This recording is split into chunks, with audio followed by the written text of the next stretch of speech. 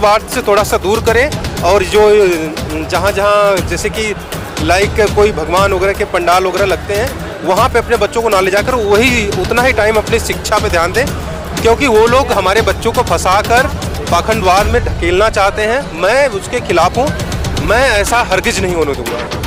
Sir एक सवाल है जी, आम लोगों का बहुत जो पूछा जाता है कि जब 14 अप्रैल आता है या किसी और महापुरुष की जयंती आती है तो लोग सोते रहते हैं और फिर अचानक से जाग जाते हैं। हाँ। लोगों की भीड़ दिखाई देती है। हाँ। इन द सेंस कहे तो ये जैसे ही एक दिन क्रॉस होता है, हाँ। मैं कहूँ 365 दिन में 364 दिन वो सोते रहते हैं। हाँ। एक दिन वो जग जाते हैं। हाँ। अगले दिन वो फिर उसी बाबाओं के पंडाल में जाने के लिए उत्सुक हो जाते हैं। इस पे आप कैसे कंट्रोल कर पाएंगे? आपके लिए क्या स्ट्रेटेजी है? हमने इसके लिए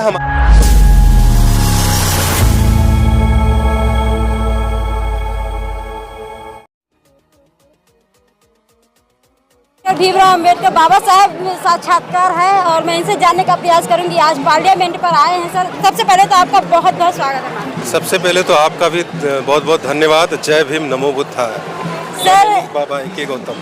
बाबा ए.के. गौतम सर, आज पार्लियामेंट पर आए हैं, क्या कहना चाहेंगे? आज यहाँ पर जो हुजूम लगा है इसको देखकर आप क्या कहना? देखिए, ये बाबा साहब के जन्मदिन पे आज बाबा साहब का 135वां बर्थडे है, उसके उपलक्ष्य में यहाँ पे लोग उपस्थित हुए हैं और यहाँ पे आप देख सकते हैं जिस तरह की भीड़ है, जिस तरह को बाबा साहब को चाहने वाले लोग हैं, मगर बाबा साहब के दिखाए हुए मार्ग पे नहीं चलते। हमें बड़ा दुख होता है।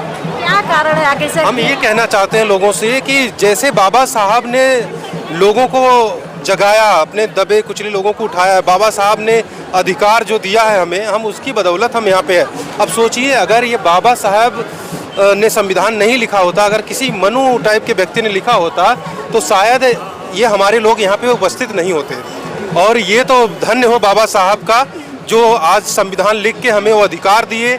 हम यहाँ पे हमारे लोग आ पा रहे हैं और हमारे लोगों को सभी चीज़ें मिल रही हैं। मतलब सभी चीज़ तो नहीं कह सकते, मगर क्योंकि देखो अभी मैंने एक चीज़ नोट किया, 6 बजे मैं अंदर गया पार्लियामेंट के अंदर, वहाँ पे सभी द्रौपदी मुर्मू साहब भी आई, राष्ट्रपति अपनी महामहिम और प्रधानमंत्री और राहुल गांधी, सोनिया गांधी, मैंने वहाँ पे सभी को देखा। सभी लोग आए, टाइम टाइम से हमारे पुष्पांजलि अर्पित किया बाबा साहब के ऊपर। मगर एक चीज़ मैंने नोट की, अपने सोशल मीडिया का एक भी बंदा वहाँ पे नहीं था और किसी को फ़ोन भी अलाउ नहीं था, क्योंकि देखिए उनके पाखंड को बढ़ावा देने के लिए फ़ोन सभी जगह अलाउड होता है, मगर हमारे बाबा साहब को दिखाने के लिए उनकी जो छवि है, उनकी जो संविधान है, उनकी जो चीज़ें हैं, जो बातें हैं, और बाबा साहब के पार्लियामेंट को दिखाने के लिए उन लोगों ने मोबाइल का बैन कर दिया। ये मोबाइल बैन नहीं होना चाहिए, मोबाइल हर कोई लेके जाए ताकि सभी लोग अपना वहाँ पे अपनी फ़ोटो ले सकें और लोगों को अपने घर में बच्चों को भी दिखा सकें कि ये बाबा साहब हैं और ये हमारे भारत के संविधान रचयिता है। अब सोचिए कि बाबा साहब ने आज तक जो भी हमारे लिए किया बहुत सराहनीय है। शायद बाबा साहब धन्य हैं और इस धरती पे इकलौते ही ऐसे महापुरुष हैं जो जन्म लिए और बहुजनों के उद्धारक बने, समाज सुधारक बने, अर्थशास्त्री, समाज सेवी, सब कुछ रहे बाबा साहब, अभी भी सबके दिलों में जिंदा है।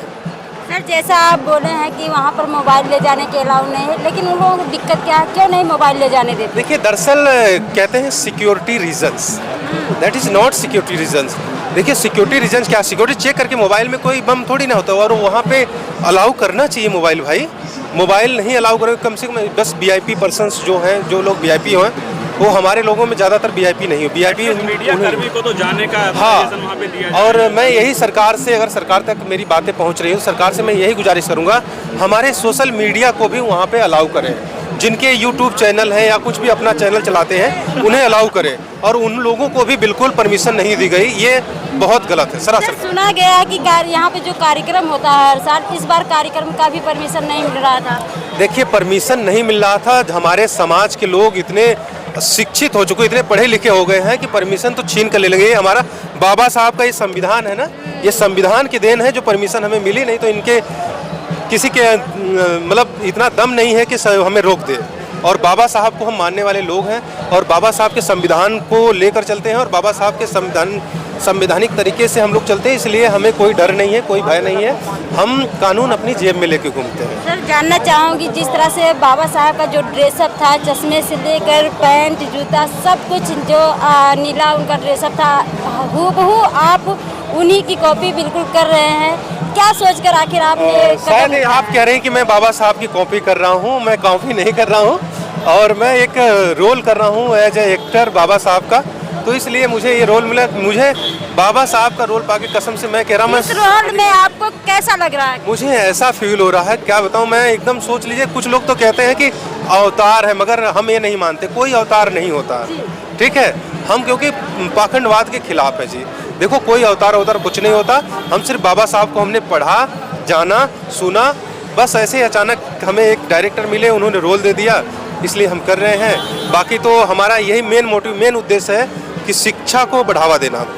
बाबा साहब ने कहा था कि शिक्षा वो शेरनी का दूध है, जो पिएगा वो दहाड़ेगा। और दूसरा मैसेज ये लोगों को मैं देना चाहता हूँ कि अपने घर में संविधान को एक बार जरूर पढ़ें, और संविधान पढ़कर उसके बाद अपने बहुजन महापुरुषों को जरूर पढ़ें। जब तक आप पढ़ेंगे नहीं अपने महापुरुषों के बारे में, तब तक आप जानेंगे नहीं। और ज़्यादातर मैं कोशिश ये है कि अपने घर में माँ बहनों को, जो बहन बेटियाँ, जो छोटे बच्चे हैं, उन्हें मोटिवेट करें और ये पाखंडवाद से थोड़ा सा दूर करें। और जो जहाँ जहाँ जैसे कि लाइक कोई भगवान वगैरह के पंडाल वगैरह लगते हैं, वहाँ पे अपने बच्चों को ना ले जाकर वही उतना ही टाइम अपनी शिक्षा पे ध्यान दें, क्योंकि वो लोग हमारे बच्चों को फंसाकर पाखंडवाद में ढकेलना चाहते हैं। मैं उसके खिलाफ हूँ, मैं ऐसा हरगिज नहीं होने दूंगा।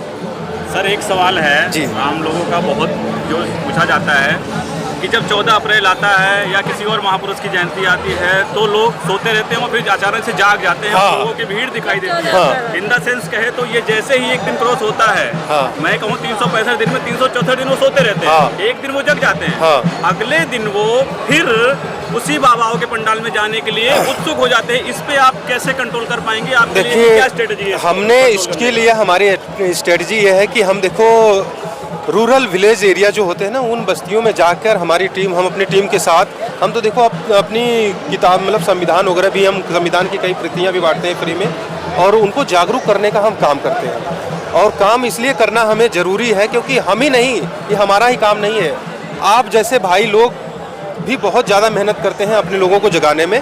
मैं यही कहूँगा, जो भी इस वीडियो को देख रहे हैं, प्लीज़ पाखंडवाद से थोड़ा दूर रहें। हमारा भला मंदिर में नहीं होगा, हमारा भला स्कूल, कॉलेज, यूनिवर्सिटी जाने में होगा। तो सभी से रिक्वेस्ट है कि आप स्कूल, कॉलेज और यूनिवर्सिटी में जाओ और पढ़ो और टेक्निकल बनो, कोई जॉब लो और पढ़ते रहो। बाबा साहब को तो सहारा मिला, बाबा साहब को स्कॉलरशिप दी महाराजा गायकवाड़ साहब ने, तब बाबा साहब ने कोलंबिया, USA वहाँ जाके डिग्रियाँ, 32 डिग्री थी, 32 और कुछ डिग्रियाँ उन्हें उपाधि में दी गई थी। तो बाबा साहब के पास कुल 36-40 डिग्रियाँ थी, प्लस में 9 भाषाओं का ज्ञान था। यहाँ तो 1-2 भाषा में ही लेट जाते हैं। और आजकल हमारे देख रहा हूँ कि अपने बच्चों को कम पढ़ाते हैं लोग, उनसे थोड़ा सा पढ़ने के बाद काम धंधा कराने लगते हैं। ऐसा ना कराएं तो ज़्यादा अच्छा है। चलो, ओके, ठीक है। जय भीम, नमो बुद्धाय। और चलिए।